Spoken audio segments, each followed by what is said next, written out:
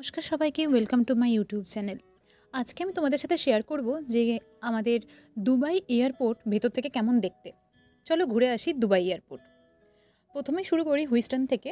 আমি যখন বাড়ি যাচ্ছিলাম হুইস্টন টু কলকাতা, তো তার মাঝে একটা হল ছিল, সেটা হচ্ছে দুবাই এয়ারপোর্টে। তো এখন যেটা তোমরা দেখছো সেটা হচ্ছে হুইস্টন এয়ারপোর্ট, যেটা মোটামুটি একটু খালি খালিই থাকে। আর সবথেকে ভালো লাগে এখানে তোমার যে প্যাসেঞ্জারদেরকে, যাদেরকে তুমি ছাড়তে আসছো বাড়ির লোকজনকে, একদম ভেতর অবধি তুমি ঢুকতে পারবে। কিন্তু ওই লাগেজ ড্রপ করা অবধি, লাগেজ ড্রপ করার পর থেকে তুমি কিন্তু তোমার বাড়ির লোকের সাথে আর বসতে পারবে না। আমি এইখানে ওয়েট করছিলাম। এই এয়ারপোর্টটা অনেকটাই ফাঁকা ফাঁকা, আমাদের কলকাতার মতো অত বিজি এয়ারপোর্টও নয়। তো এখানে জাস্ট বসে থেকে ওয়েট করা, যে যখন নিজের ফ্লাইট টাইম আসবে আমি জাস্ট ফ্লাইটটা নেব। আর এখানকার এয়ারপোর্টগুলো খুব চুপচাপ এবং শান্ত হয়, অনেকটা কোলাহলের থেকেও বাইরে। তো এখানকার পরিবেশটাও বেশ ভালো, চুপচাপ বসে থাকাই যায়। এই দেখতে পাচ্ছ আমার ফ্লাইট রেডি হচ্ছে টেক অফের জন্য। আমিও লাইনে দাঁড়াবো, এবারে লাইনে যাওয়ার পরে ফ্লাইটে উঠবো। তো তাই ভাবলাম তোমাদেরকে একটু এই ভিউটাও দেখিয়ে দিই। এই যে প্যাসেজটা দেখছো, এই প্যাসেজের মধ্য দিয়ে যাত্রীরা যায় এবং ফ্লাইটে ওঠে। যদি ভালো করে দেখে থাকো তাহলে দেখবে এটা ডবল টেকের ফ্লাইট।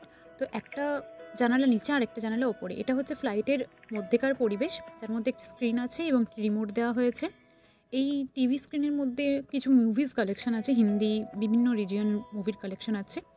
তো যেটা খুশি তোমরা দেখতে পারো। এই যে আমার যাত্রা দেখতে পাচ্ছ, ফ্লাইটের ছবি দেওয়া আছে ফ্রম হুইস্টন টু যেখানে যাবে দুবাই। এই যে জার্নিটা কিভাবে যাচ্ছে, ফ্লাইটটা কোন রুট দিয়ে যাচ্ছে সেটা দেখা যাবে। আর এই হচ্ছে ফ্লাইটের মিল, যেখানে ছিল চিকেন, বয়েলড আলু, boiled broccoli and all that. মিলটা অতটাও ভালো লাগে না, কিন্তু যেটা ভালো লাগে সেটা হচ্ছে যে এখানকার চকলেট, আর মাঝে মাঝে এই মাখনটা খেতে খুবই ভালো, এবং চিজও দেয় যখন খিদে পায়। তো এই চিজটা খেতে সত্যিই ভালো লাগে। আর মাঝে মাঝে মিষ্টিটা এতই বাজে লাগে যে মিষ্টিটা খাওয়া যায় না। তো ফ্লাইটের মধ্যে যারা যারা মিষ্টি খেতে পছন্দ করো না, তারা একবারই মিষ্টিটা খেওই না। এই যে পৌঁছে গেছি দুবাই এয়ারপোর্টে এখন আমি।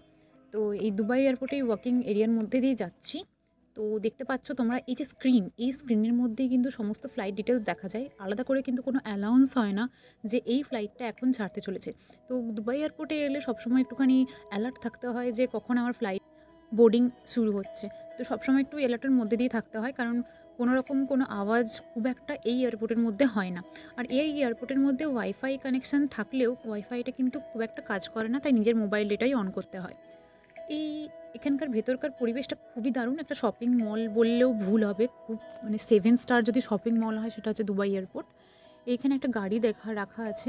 এই গাড়িটা তো ভীষণ দারুণ দেখতে, আর ডিউটি ফ্রিতে বিভিন্ন জিনিস পাওয়া যায়। এটা হলো একটা ইলেকট্রনিক শপ, যেখানের মধ্যে বিভিন্ন ব্র্যান্ডস তো আছেই, ইলেকট্রনিক্সের ফোন থেকে আরম্ভ করে ল্যাপটপ। আর যেটা সবচেয়ে বেশি বিখ্যাত সেটা হচ্ছে যে অ্যাপেল এখানে খুবই ভালো পাওয়া যায়, এবং কস্টটাও মোটামুটি ইউএসএর থেকে তোমার $100-200 বেশি হবে। আর সবথেকে অবাক হয়েছিলাম এখানকার ড্রাই ফ্রুটসের কালেকশন দেখে। মানে এখানে তোমার বিভিন্ন ধরনের, প্রায় আমি দেখছি এখানেই প্রায় 12 রকমের খেজুর আছে। কোনো কোনো খেজুরের মধ্যে পেস্তার গুঁড়ো ভরা, কোনো মধ্যে কাজু ভরা, এবং অনেকগুলো খেজুর অনেক ধরনের স্বাদেও বিক্রি হয়। আমার মনে হয় না কেউ এত ধরনের খেজুর দেখেছে বলে। তো এরপরে আসছে আরেকটা সেকশন, সেটা হচ্ছে যে এখানকার কিছু অ্যান্টিক জিনিসের কালেকশন। এই একটা উঁট দেখতে পাচ্ছ তোমরা। এই উঁটটা কিন্তু একটা স্পেসিফিক ম্যাটেরিয়ালস দিয়ে তৈরি, যেটা এখানে পাওয়া যায়। আর এছাড়া রয়েছে আরও অ্যারাবিক সব জিনিসপত্র। এগুলো দেখতে খুব ভালো লাগছিলো, মানে সামনে থেকে সিরিয়াসলি এটা খুবই দারুণ দেখতে। তোমাদের সাথে ভিডিও করতে করতে আমার সত্যি বলতে গেলে কি খুব খিদে পেয়েছিল, তাই আমি একটু এশিয়ান রেস্টুরেন্ট খুঁজলাম। তো এই এশিয়ান রেস্টুরেন্টের মধ্যে আমি অর্ডার দিয়েছিলাম এই জাস্ট মিক্সড ফ্রাইড রাইস, যেটা খেয়ে আমার এতই ভালো লাগছিলো যেন মনে হলো কতদিন বাদে আমি ভাত খেতে পেয়েছি। তো যেটা আর একটা না বললেই নয়, সেটা হচ্ছে যে পারফিউমের কালেকশন। এখানকার পারফিউম ওয়ার্ল্ড ক্লাস পারফিউম। সে তুমি কম দামি নাও, সে তুমি বেশি দামি নাও, it at least last for a long. কথা কি আর ভালো কথা কি বলো তো, এখানকার পারফিউমগুলো জাস্ট ফ্রিতে কয়েকটা টেস্টারও রাখা ছিল। তো ওখান থেকে চাইলেই তুমি হচ্ছে সেগুলো নিতে পারো। আর এখন যেটা তোমরা দেখছো সেটা হলো একটা ফ্লাইটের মধ্যে রাতের ভিউ। রাতে এভাবেই লাইটগুলো জ্বলে, রেডিয়াম লাইট। তো আর এখন যেটা দেখছো সেটা হচ্ছে ফ্লাইটের মধ্যে যখন আমরা লাইন দিই, সেই বিজনেস ক্লাস, এটা হচ্ছে বিজনেস ক্লাস। তো বিজনেস ক্লাস কেমন দেখতে হয়, বেশিক্ষণ ভিডিওটা আমি করতে পারিনি, কারণ সব ফ্লাইটের মধ্যে ভিডিও করাটা অ্যালাউড না। তো আমি জাস্ট অল্পই দেখাচ্ছি। এখানে একটা পা সোজা করে তুমি শোয়ার মতো ব্যবস্থা আছে এবং চাইলেই তুমি নিজেকে একদম একটা কূপের মধ্যে ঢেকে রাখতে পারো। তো এই জন্যই এটা হচ্ছে যে বিজনেস ক্লাস, আর এখানে প্রাইসও অনেক বেশি। মানে এখানে বসলে তোমার আর পায়ের নিচেটা যন্ত্রণা করবে না। আর ইকোনমি ক্লাসে বসলে অবভিয়াসলি পায়ের নিচে অনেকে যাদের প্রবলেম থাকে তাদের জন্য বেটার নয়। আর উদ্দেশ্যে রওনা দিল। তোমাদেরকে ভিউটা দেখাই। এটা জাস্ট অসম্ভব ভিউ। নিজের চোখে না দেখলে এই ভিউটাকে কেউ মানে বুঝতে পারবে না এটা কী। যেন প্রত্যেকটা লাইট খুব নিখুঁত করে সেই জায়গাতে বসানো হয়েছে, এরকমই ভিউ। মানে জাস্ট অসাম। এটাকে বাক্যে বর্ণনা করা সত্যি বলতে গেলে কি সম্ভব নয়।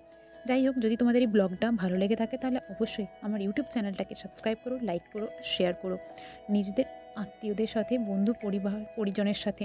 Tata, bye bye.